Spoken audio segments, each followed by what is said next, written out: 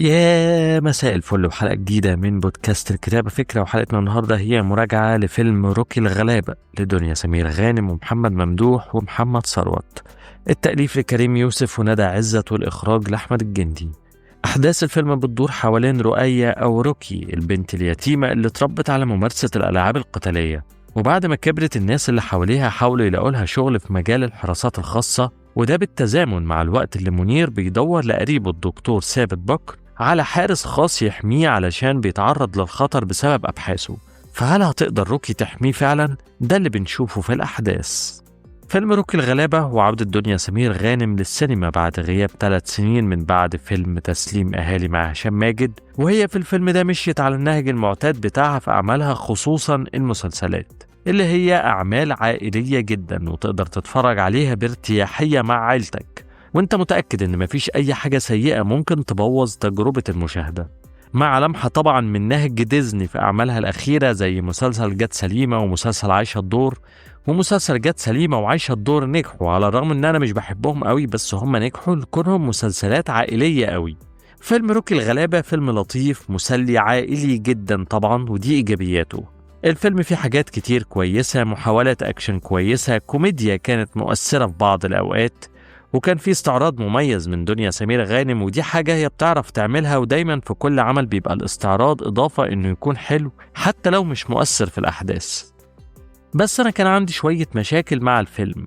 أول مشكلة هي الكوميديا اللي اعتمدت على كام خط كده، وكان الأساسيين خط إن روكي مش بتعرف تتكلم إنجليش كويس، وده بيخلي الدكتور ثابت دايما بيستغرب من اللي بتقوله. والخط التاني هو المقولات اللي كانت بتقعد تقولها وبتبقى غريبة برضو. مش هقول إنها مش بتضحك، بس استخدامها بشكل متكرر خلى تأثيرها مش قوي، خصوصا موضوع الإنجليزي، وده لأن الموضوع مش مبرر. يعني احنا مش عارفين ايه البيئة بتاعتها اللي تخليها تتكلم انجليش بايظ كده او تقول المقولات دي، بعكس مثلا مسلسل نيلي وشريهان شخصيتها فيه كانت بتتكلم وبتقول حاجات غلط بالعربي، كان ده متأسس له كويس ان هي تعليمها اجنبي. انما في روكي الغلابة احنا ما أسسناش للسبب انها بتتكلم انجليش وحش، ودي حاجة لو تأسس لها كانت هتبقى مؤثرة ومضحكة اكتر اكيد. وعلى فكرة ده مش طلب تقيل على فيلم كوميدي، يعني محدش يقول ده فيلم كوميدي مش مطالب بتفسيرات، بالعكس هو اللي بقوله ده حاجات فنية في الصناعة وفي الكتابة ملهاش علاقة بنوع الفيلم أيا كان. وبرضو استكمالا لموضوع الكوميديا، فأنا حسيت أوقات كتير إنها كوميديا طفولية شويتين، وده مش معناه إن الكوميديا الغير طفولية دي اللي هي بتاعت الإيحاءات، لأ، برضو الكوميديا الطفولية قصدي بيها إن مفيش اجتهاد في إننا نعمل نكت حلوة أو مواقف كوميدية حلوة، خصوصا إن ده فيلم أكشن كوميدي. وارجع تاني للنقطة اللي قلتها قبل كده، إن معنى أكشن كوميدي يعني الأكشن بيتعمل بشكل كوميدي، بس هنا كانت مشاهد الأكشن منفصلة عن الكوميدي، إحنا نضحك ونهزر وساعة الأكشن بنبقى جد.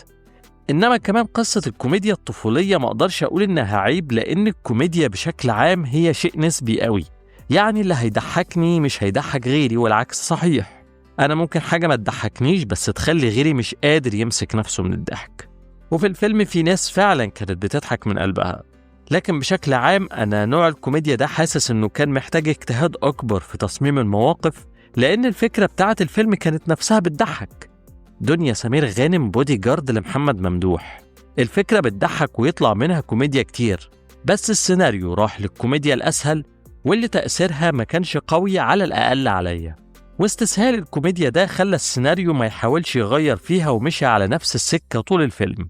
وسيكونس الأحداث كمان كان متوقع، ثابت أكيد في الأول مش هيبقى طايق روكي، ومع الوقت يقربوا لبعض، ومع الوقت يشوفها بنت جميلة، وبعد كده يتبادلوا المشاعر، وبعد كده الأجواء الديزنوية الجميلة اللي هي بيحبها وبتحبه، ونشوف الدنيا لذيذة وحلوة جدا.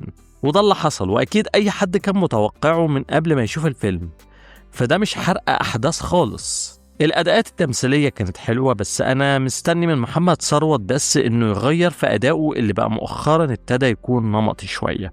بالنسبة لموضوع ضيوف الشرف انتوا عارفين موقفي منهم، بس هنا كان الموضوع صعب قوي، كمية ضيوف شرف مش طبيعية حسستني اني بتفرج على سكتشات مش فيلم. بس شوفوا، على الرغم من كل ده انا ما اقدرش اقول اني كنت خارج من الفيلم متضايق او بقول ان فلوسي راحت في الهوا. انا استمتعت بوقتي عشان ما كنتش متوقع اني هتفرج على حاجة خرافية، أنا عارف إني هتفرج على فيلم جيد، وعشان هو مش على الدرجة دي من السوء، هو كان محتاج شوية اهتمام بتفاصيل كانت هتخليه أحسن. بشكل عام الفيلم يستحق تقييم 6 من 10. الفيلم متوسط ويصلح للمشاهدة العائلية جدا. مناقشة الحلقة بقى إيه هو أحسن أداء نسائي في فيلم كوميدي من وجهة نظركم؟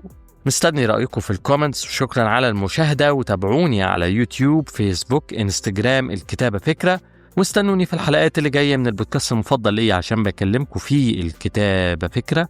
وسلام عليكم.